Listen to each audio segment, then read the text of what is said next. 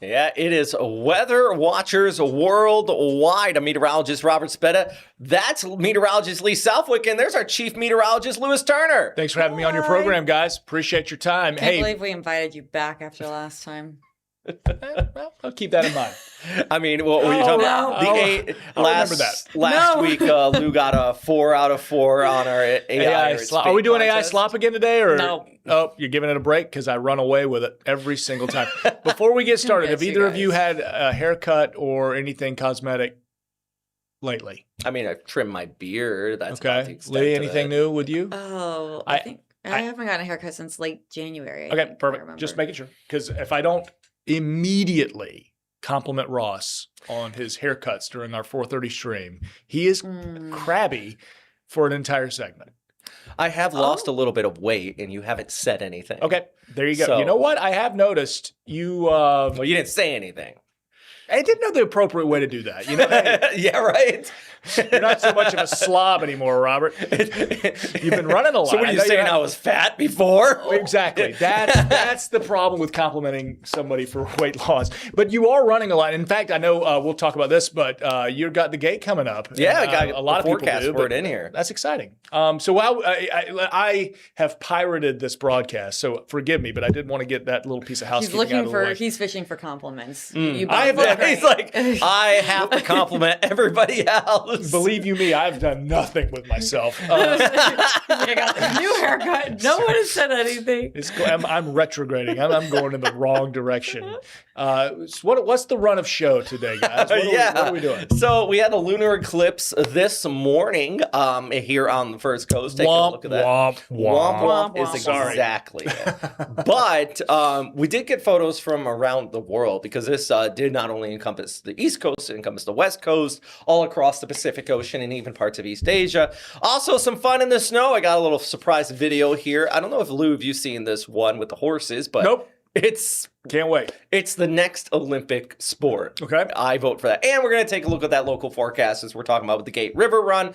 And just taking a look at the week ahead. A lot of fog, a lot of misty, just sloppy conditions for the southeast, including, of course, here on the First Coast. So starting off with, of course, the total lunar eclipse. Now, Lee, you were working this morning, locked in. Lou, did you get up and just look out the window? And I was up doing the morning routine. It was actually perfect timing as far as when I'm out, helping the kids get ready, get to school. So I did walk outside. Absolutely no hope of seeing anything where I live this morning. The fog was too dense and trees and everything. It just wasn't going to happen. So if anybody set their alarm clock, I tried to make the point last night on First Coast News, if you don't usually wake up at this hour, treasure your sleep. There will be others. Don't set the alarm to get up extra early because chances are you're going to be disappointed. I mean, you get them 3 to 4 times a year. We'll get a good lunar eclipse. So Yeah, eventually. it'll come back. Oh, I think we were reporting on GMJ this morning that the next lunar eclipse we can see is New Year's Eve of 2028. Oh, So it's Okay. so a yeah, ways missed away. it. So it is 2028. See, I thought it was New Year's Eve of 20 going into 27. It's 28? That's what we had on GMJ, maybe. But, it's 1 day difference from a year, so there could be some mix-up. So maybe, you know what, I'll Google it while you guys keep talking about Well, this. this is what a lot of people seen right here. Yep. Just the fog.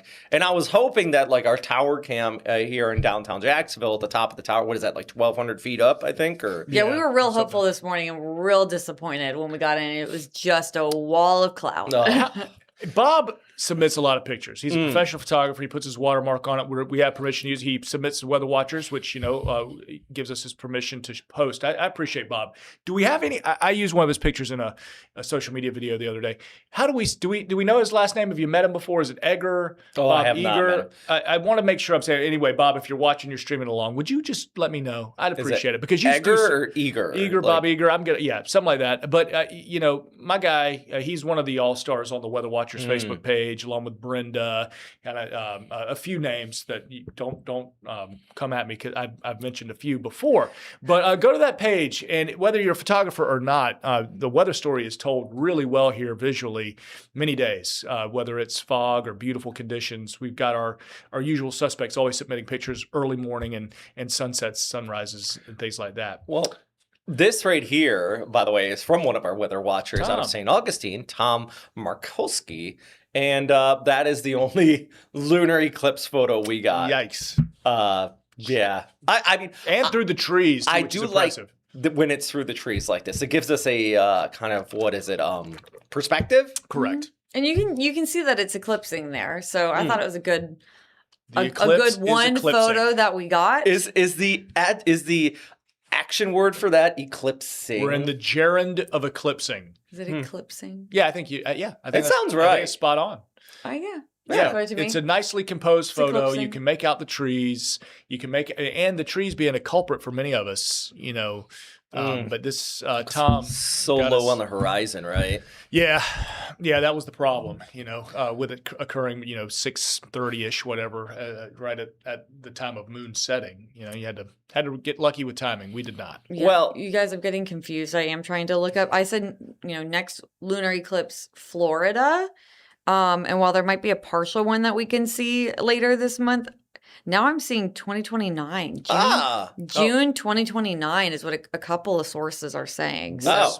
we need to look a little bit further into this. I guess the 3 to 4 is globally. So some spots it Right, will be right. there sometimes. Yes. And like, for example, with this one, so it wasn't just here. We had it all. We were completely masked over with the fog and everything. But if we look to other parts of the world, Ooh, this is a great. Philippines. So what happened in the Philippines, we were getting the moon set. Their sun just set, so on the other side of the world, and the moon was rising, so it was low on their eastern horizon. Oh, that's so cool. Yeah, isn't that a great shot right there? Also, another one. Lou caught me actually responding to this person when they sent it to me. Robbie here out of Tagaytay. I've actually been inside one of these radar domes before. Wow. It was off at the time because it was broken, and I was. Was there a lot of bees in there? There was no bees. Usually you go It to one was- of those things and there's a lot of bees. I remember it being about like 200 degrees inside of that Yeah. thing, though. It was crazy hot. You ever been inside of a radar dome? Yeah, I have. Was there bees? Bees. Oh. Oh A lot no. of bees. That was probably part of the problem while it was malfunctioning. You only go in that thing if it's breaking, or there's problems. Oh yeah. Otherwise, and yeah. Your bees everywhere. Your weapons are useless against Seems a them. little traumatized.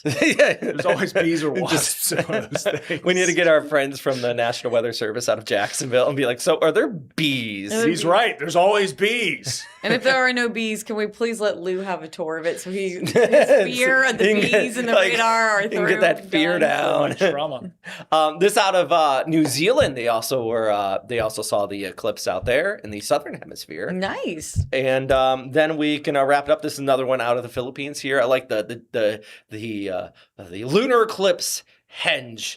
I guess what we would call it, right? Through right, perfect in line with the high rises. Beautiful shot. Yeah, it is. Beautiful, beautiful shots. Unfortunately, we didn't get many of those. No, we got the fog here. I was like trying to, while I was getting on Facebook to go to our Facebook, like Weather Watchers Facebook page, it was just taunting me because there were photos out of California and New Orleans and everywhere popping up. Yep. Yeah, it's just not fair. Everyone's getting such a good view right now, and we're just, to every camera we looked at, fog.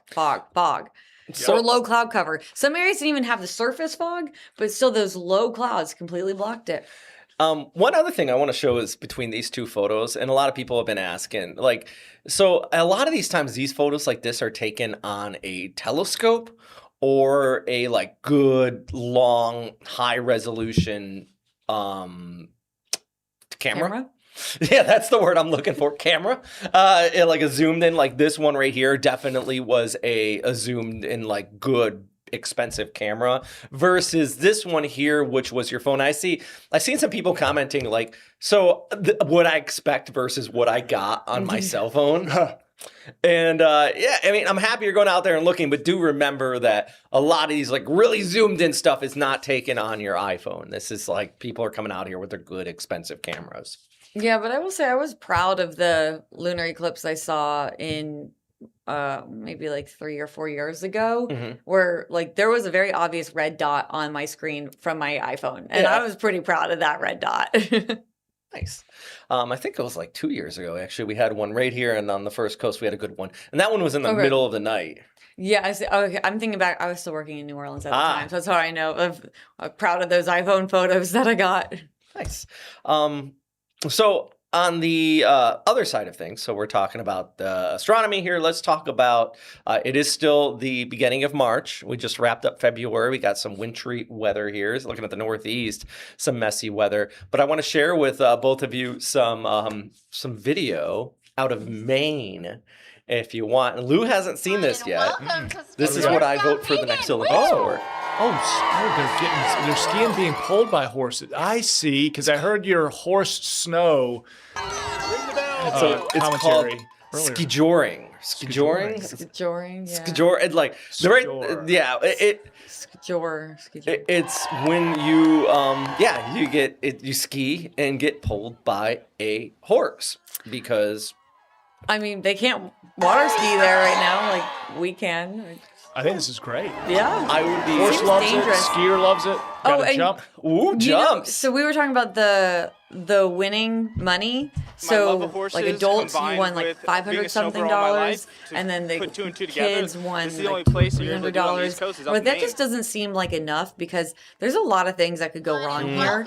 I feel like the horse that wins too also deserves a payout because that poor horse has not only someone riding him, but then he has to pull someone too. Nailed it. A lot of this work goes back to a hill I have been screaming on top of, and I'm willing to die on. Is that in equestrian events in the Olympics, the horse should get the medal. All right, I'm done with. I mean, the horse doesn't get anything, and I'm frankly tired of it. It's get a horse neck size medal and put it on that damn horse because they did the work. Love of horses. You've seen horse dancing or whatever they call it, dressage. It's amazing. You're like, that's a talent. What is the person riding? I'm sure is giving the horse cues. Yeah. But let me ask you this: so if you took that person who's the Olympian getting the gold medal and took them off that horse and put me on top of the horse, and you just said, "Horse dance," I'm sure the horse would still be capable of doing a fine job. Whoever's on its back, give the horse the medals, and in Skohegan or whatever the heck this is, give the horse the money. And you never watch those and go, that's one talented jockey. You're like, no, that's a talented horse. I think I'm just different than you guys because I know it takes a lot of athleticism to ride horses. 100%. I've ridden, so I'm always impressed. And I'm sure there's the training that goes involved. 100%. My love of horses. 100%. And I think it'd be scary. It's scary to be on the horse's back anyway. This is the only place you're able to do it on the East Coast is up the horse doing. Like, don't take away the medal from the jockey. Person. No. But the horse gets it too. Like all four bobsledders get a medal, not just the driver. No, there's the driver.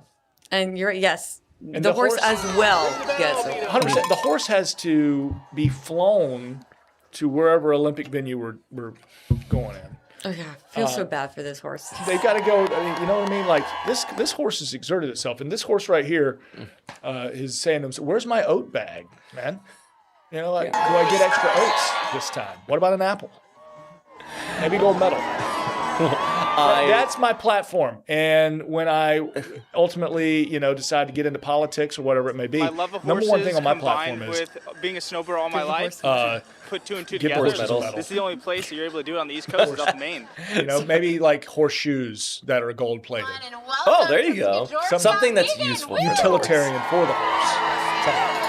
And there you go. That's my 2 cents. I'm glad you showed me this video, Robert. Now I'm going to be thinking about this all day. Until the next Olympics. I just love the 15, 20 people in the crowd, in the stands right there. Like, they're like, we came out for this. This is serious. And that woman's dragging her daughter, and the daughter's like, do we really have to do this again? Skohegan again? This is our thing. There were people dancing in the stands. Like that. This is our thing here. I mean, come on. What are you going to do? It's the middle of winter. Right. This was still in February. What else we doing? It's Maine. We got in Florida. I mean, in Maine right now, they're laughing at some Florida man story where some Florida man did something stupid with an alligator. And down here in Florida, we're watching this and like, hey.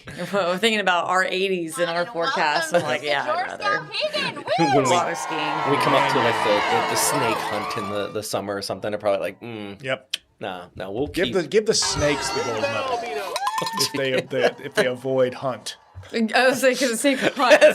So, okay. You guys get a medal. Come out. Come on. Come here. With that said, let's transition our weather to the southeast now and take a look at our extended forecast. But before we do you want to take a quick break here? We'll do like a 1 minute break, come right back, and talk about that extended forecast across the southeast and kind of this almost messy weather we got for the upcoming week. For 15 years, I've lived and breathed Jacksonville weather here at First Coast News. From stepping out in the midst of hurricanes to just delivering your daily forecast, I take it seriously because weather can impact your safety, but it also impacts your everyday life. So my job is to make it easy to understand so that you're prepared. I'm Lewis Turner, and as Chief Meteorologist here at First Coast News, it is my honor to be on your side. Get your latest forecast on First Coast News Plus. The First Coast News Plus TV app, streaming 24/7. Local news from the team you trust on your time. Track how the weather will impact your day. Have the umbrella in the back seat, the rain jacket ready to go. Extended, continuous coverage of breaking news, live from the scene. Let's get some breaking news we've been following overnight. Go deeper with in-depth interviews and exclusive reporting. All the local news you need, live or on demand. First Coast News Plus, complete coverage of your local news, weather, and more.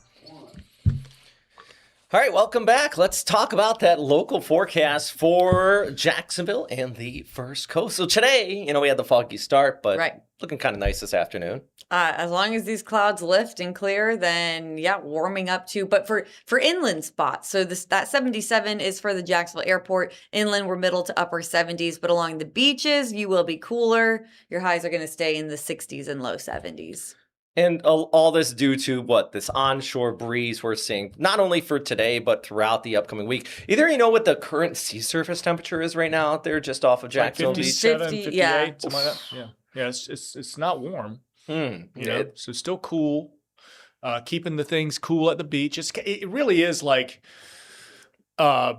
two microclimates dueling right now, So we're going to show 7 day with temperatures in the 80s, and that does apply to so many and a majority. But for those that do live at the beaches and anything kind of east of the intracoastal, you're going to be scratching your head like, what are y'all talking about? What do you mean 80s? It's not going to be like that. So with the onshore flow as well, we saw this last night here on First Coast News.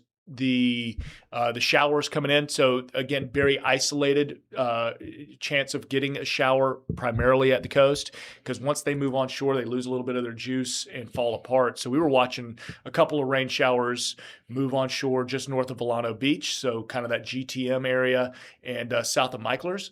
And that's exactly kind of what modeling is painting here. And what our computer models have a hard time, this would be simulated radar, with that drizzle, with that more sporadic, shallow rain, shallow meaning kind of developing a little bit lower and closer to the surface. Molly has a hard time kind of indicating that, but it is showing, just spit spots. So wherever you see in the flashing green, could we get just a quick coastal pop-up? That's why we have been indicating 20 to 30% chances of showers. Just steady east breeze, steady moisture kind of coming on shore, steady fog in our late nights and early mornings. And we'll be stuck in that pattern here for the next few days. And so with that upcoming rain chance, let's don't get our hopes up if you're west of I-95, really west of Highway 1. It's going to be tough to keep them together. But coastally speaking, Wednesday through Monday, marginally higher chance on Saturday. We'll watch for a quick round of showers. These aren't planned canceling showers. This would just be something that kind of pops up, fizzles, moves on, but always a good idea, at least for the next few days, to have the umbrella handy. And I'm actually a little relieved, too, at the fact that the sea surface temperatures are cooler in the sense that people aren't going to be going into the water too. Sure. But spring break's coming up here. Right. We got some pretty decent swells offshore. And also just out at the beach over the weekend, we got red flags flying right now, which means a risk of rip currents. So pretty decent long period swells, rip currents, a lot of power kind of with these long fetch area with that wind coming on shore. So that's also a decent little bit of an issue here. Any boaters going offshore, I'm sure it's going to be a bit of a chop, Yeah. Not pleasant whatsoever. So with that said, though, we have the onshore breeze, we have the cooler waters, we got relatively warm air out here. So this thus creating the sea fog. And again, tonight? Lou, I know you just put this out, another weather impact alert in place here. Yeah, so we're going to kind of mirror what we did yesterday. It looks very similar. In fact, I mean, it's still, through the day today, our beaches have kind of been socked in with the fog. And so we're going to watch tonight that 6:30 to 7 o'clock time frame. Just like last night, if you joined us for First Coast News, we were watching some of those beach cameras and looking out east. And we had the wall, more or less, moving on. And we especially saw it earlier in places like Glenn County and Camden County, Georgia.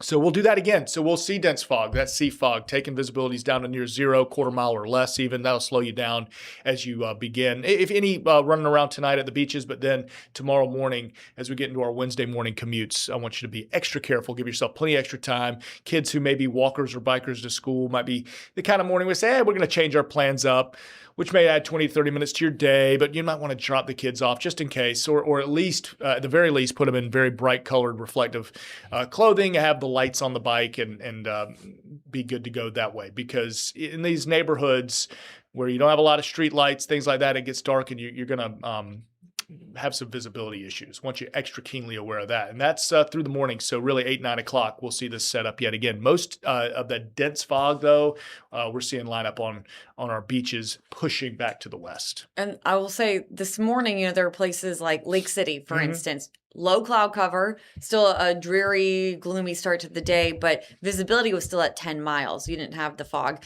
It looks like tomorrow morning is going to be more widespread. It looks like it would be more of an issue for places like Lake City, more of an issue for places like Waycross. Even St. Augustine wasn't too bad this morning, but I just am seeing signs that tomorrow morning will be worse than this morning. So you might be saying, oh, well, this morning there's a weather impact alert and we were fine. It's not, one forecast fits all ever. And this is, fog is not going to be the same every morning. I do think that there is the possibility that tomorrow morning's fog is worse than it was this morning. On the topic of low beams and it being 2026 too, one other thing, and this is just a piece of advice that I've noticed recently with my car, is that a lot of cars have the automatic beams on them now, and it does pretty well, like the change, but it doesn't understand fog. So if you're by yourself in a dark area, it will automatically turn on the high beams, and you'll be just like, I can't see anything. So when we say low beams, that also does mean take a second to kind of check the lights on your car, make sure it's not that automatic change over to the high beams there, because that will ruin your day really fast. Yeah, and I'm potentially ruin other people's days too if you don't realize you're driving around with your high beams on. Stinks for everyone. So how long do you think this pattern? Because I know we're going to switch out of the south for these winds as we go ahead into Friday, Saturday. I think that fog's going to kind of back off just a little bit at that point. I still think we're calling for fog. Gate River Run Saturday morning. Still seeing a little bit of that potential as you're starting your early morning, and then. Another highlight, we're springing forward this weekend too. Don't forget that, just FYI. We might be kind of locked into this as long as we have maybe a more southeast flow gets a little better, but as long as things are generally out of the east and more moisture's pumping in over that relatively cooler ocean water, we're gonna have that potential for sea fog. So I don't see things changing. I mean, we're going to need a front to come through. We need some sort of that ridge off the coast, plus our little a little pattern called the inverted trough as well. That's just kind of doubling down with these easterly breezes. Something's got to give, and may take middle of next week. Getting close to the Players, perhaps, where we get a front come through.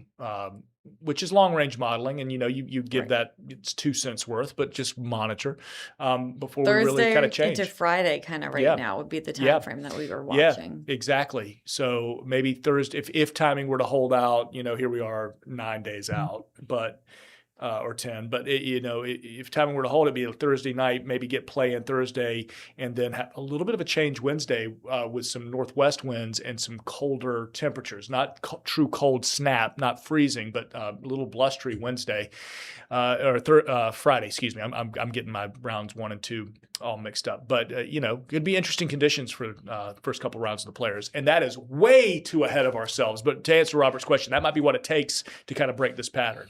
So, controversial question for both of you. This is going to get heated in the comment section, too. Is it about horses and equestrians? Because No, we have already been there. We already the equestrian. Anyway, go ahead. So daylight saving time, do you prefer the hour jumping ahead, or do you prefer where we are right now? So would you like that earlier sunrise or that later sunset? Because I know everybody has like their own take on it. Right. Lee, go ahead. Jump ahead. I love springing forward. Don't love losing the hour of sleep, but I love having a later sunset. I like leaving work and having more daylight hours to do things, to go on my evening walks, stuff like that. So I love the extra daylight in 100%. the evening time. 100%. Couldn't agree more. I do. So the extra layer to this question is, there's been laws in Congress making its way. We should permanently be on daylight saving, or we should permanently be on standard time. And I like the changes. You know what? I like having, if I had to choose one or two, I'm choosing the spring forward time and the daylight saving time through the summer because I like longer evenings. But you know what? Life's about, cycle and changing and the changing of seasons. And there's something nice about as we get closer to the holidays. Ross and I were actually talking about this very thing last night. Getting a kind of, settled in for a long winter's nap, a darker winter's evening. I kind of like it. So changes in life change and variety is the spice of life. You also made me rethink where I'm very loud about loving springing forward, because you, Lou, said when we fell back, you talked about how nice it was to not send your kids off in pitch black darkness to school. Yeah. I definitely see that. I don't want my kid walking or biking in the dark to school. Yeah. So I do understand it. I also did post something on this on Facebook and got a comment, a mean viewer comment calling us all idiots who like this, and we get blinded by the sun when we drive into work. Nice. So I do understand that can be annoying. But it depends on the time you're driving. I don't think that qualifies as quite as idiots. No. But each their opinion, entitled to it. Hey, you know what? Call it like you see it. I mean, like I said earlier, I've been running a lot more, and I do like the earlier sunrise, to be honest, because then you're not running in the dark in the morning. Makes sense. But I guess it goes both ways if you want to get out there into the evening. Run at night. That is my most scary thing, is even running on the sidewalk at night and crossing roads. I meant with the daylight hours now at night. You could go on a 6:30 p.m. run. Yeah. The sun sets at 7:30.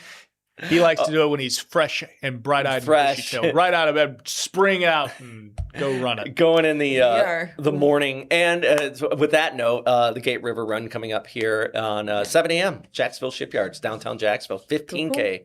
Largest 15K in the United States. National championship. Go run it, Robert. Go win. Yep. Go, Robert. Oh, yeah. Not going to be in the top 10%, but and there is no cutoff at the end of it, which is also good, too. So. But speaking of cutoff, we're getting cut off. We are way over our time. Our allotted time. All right. Well, with that said, come back here at 4:30. We're going to have Weather Impact Live with, of course, Lewis Turner here. And, I hope you enjoy the rest of your day. But don't go anywhere. Keep watching us on FCN Plus.